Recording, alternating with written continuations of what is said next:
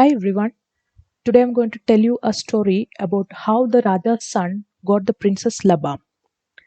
So, long ago, there was a king and he had only one son. The son of the Raja was very well versed with hunting. So, once his mother told him that he could go hunting on every direction except for one. So, the son he obeys his mother for some time. And then one day he gets curious and he decides to go in the forbidden direction. So he ends up in a jungle and he finds a large flock of parrots settled on the trees. And he shoots at the parrots, and all of them at once fly away except for one parrot. So this parrot turns out to be the Raja of the parrots. So the Hiraman, the Raja of the parrot, calls out to his buddies saying that if you don't come back and protect me while the Raja's son's going to shoot me, I will tell the Princess Laba. So the Raja's son was astounded. He has never heard this name and he was so intrigued by the name of Princess Laba. So he asked the Raja of the parrots, who is this Princess Laba? Where is her country? For this, the parrot said, no, we will not tell you where the Princess Labam's country is, and you are never going to find it. So the young prince was so sad and he went back to the palace and he stopped going to hunting or he stopped eating and he stayed in the bed thinking about Princess Labam for a long time. After a few days, he opened up to his mother and father and said that he is going in search for Princess Labam, for which the mother and father forbidden him, saying that you are our only son, and if you go away, we will not have anyone else. So the prince says, I know that if I go on a search for the Princess Labam, I may never find her and I may die on the way. But I must go and find her if possible. So the mother and father they agree very reluctantly, and the father, the king, gives his son a lot of weapons, and the mother she takes her handkerchiefs and wrap a lot of sweetmeats in them for the son to have his on his way. So the prince goes on for his quest on his horse and he reaches a jungle. So in the jungle, he decides to eat the sweetmeats that his mother had packed for him. So he takes out one sweetmeat and finds an ant on it, and he takes out another. There is another ant on it.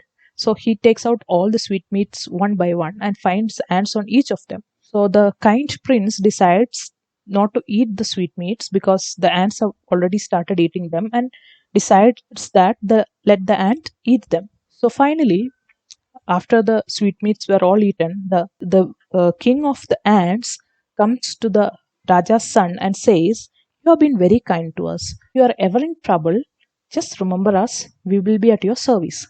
And the prince continues his journey and reaches another jungle where he meets a tiger who is crying out of pain.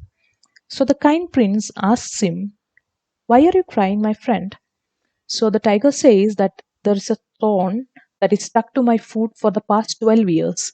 So the prince says, yeah, let me help you, but you shouldn't eat me after I have taken out the thorn from your foot.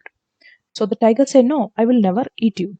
So after the prince takes out the thorn from the tiger's foot, the tiger is so happy and says to him that whenever you are in need, just remember my name. I'll be there to help you. So the prince continues his journey and reaches a third jungle where he finds four fakirs fighting among themselves.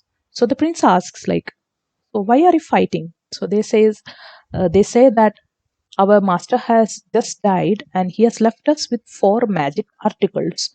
There is a bed which will take whoever possesses it to whichever place he wants, a bag which will give anything the owner wants, a bowl which gives any amount of water the owner wants, finally a stick and a rope which can defeat any enemies. So the prince becomes very curious and he says, okay, so I will solve this quarrel among you. I'll shoot an arrow, in fact, four arrows in four directions.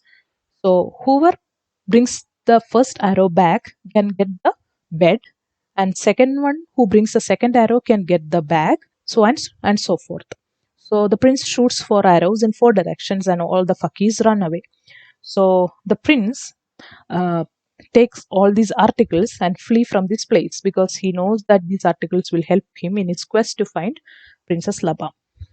So he sits on the bed and the mattress. Tell that mattress, take me to the land of Princess Labam. And immediately he is transported to the country where Princess Labam is staying. So he reaches in front of a hut. There is an old lady, and he asks for refuge to that lady.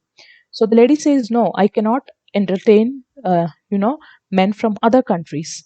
I am not allowed to give refuge to men from other countries. That is a king's orders, and the king is very, very strict." So he says, "Please let me stay for one night. I'll be quiet. I will not, go out and attract attention." So, like in the evening, the lady, she's very hungry, and the prince takes out his bag and makes a lot of food out of it, and they share the food, and then he asks the bowl to give them water and they drinks. So by the time it is dark, the prince asks the old lady, "Why aren't you lighting the lamps? Like, why it is so dark?" So she says, "Ah, don't worry about that. Wait for some time. The Princess Labam will come and sit on her roof, and she's so bright and beautiful that she lights up the entire country. So anybody can work in night as good as in the day." So the prince becomes ever more intrigued by the beautiful Princess Labam. So he, at the night, he waits, and the Princess Labam, she is so beautiful and bright, and she wears all her ornaments and her lustrous cloth, and she comes and sits on the roof so that the entire country is lit up as if the sun has risen. So, and as the time passes, the night grows, and after midnight, the princess sees that everyone has gone to sleep, so she comes back to her bedroom and goes to sleep. So the prince, the king's son, he asks the bed to take him to the Princess Labam's bedroom. There he leaves a bunch of beetle leaves. So the next morning, Princess Labam is kind of like, she wonders from where these beetle leaves have come from. Then the next evening, the same thing repeats, and instead of the beetle leaves, the prince, he creates a magic ring and puts onto Princess Labam's finger. So she suddenly gets up and she's so scared and worried. So the prince says, "Don't worry, I'm a prince and I'm so intrigued by your beauty and I'm in love with you. So I would like to marry you." So Princess Labam also kind of attracted to the prince, and she says that, "I'll take you to my father, and if you do whatever my father says, you can marry me." So the next day, the Princess Labam and the prince goes to her father, and the king, says that, "I have a few conditions." Okay, so the first condition is, "I'll give you 80 pounds of mustard seeds, and if you pound it and make oil out of it, you can marry my daughter." So the prince becomes so sad and he doesn't know what to do. Then suddenly he remembers the ants he had helped. So he recalls the ants, and the ants comes in group, and the ant Raja tells him, "Don't worry, we can make these mustard seeds into oil in a night. You just take rest." So the next morning, when the prince gets up, he is, surprised to see that the mustard seed have taken turned into oil. So the next day, the prince takes this mustard oil to the king's court, and the king is happy, but he lays another condition. He says that, "I have two demons inside a dungeon. I have kind of locked them up. So if you kill them, you can marry my daughter." So the prince is a little bit disheartened and feels it's unfair that the king is, putting on more and more conditions. And then he remembers the ferocious tiger he met in the jungle.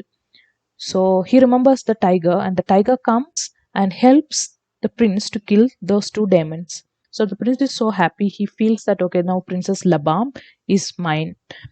But the crooked king puts another condition. So he says he gives a big tree, and uh, asks the prince to cut it with just a knife. So the prince knows that this is impossible to do. Nobody can help him anymore. So he feels so sad, and the Princess Labam comes at this point and tells the prince that, yeah, you have done so much for me, so let me help you now. And she plucks out one hair from her head and hands it over to the prince. And the prince is confused, so she says, you just take this thread of hair to the tree and tell that Princess Labam orders you to be cut into two with this strand of hair. So the prince goes to the tree and does as the Princess Labam had told him. So the tree magically cuts into two, and the king is kind of surprised and happy that the prince has, um, prince has fulfilled all his conditions. So he lets the prince marry Princess Labam, and they climb onto their magic bed, and they goes off to their country and lives happily ever after. Thank you.